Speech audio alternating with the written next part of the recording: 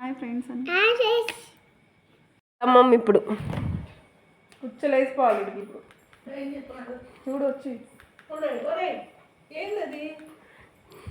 అయ్యా పడింది.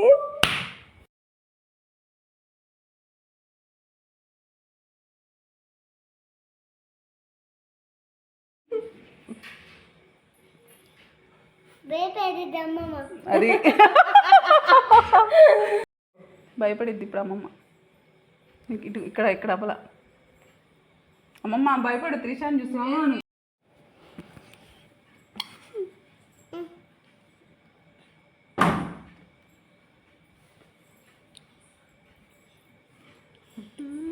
అది ఇలా వీడియో తీసుకుంటుంది. అయ్యా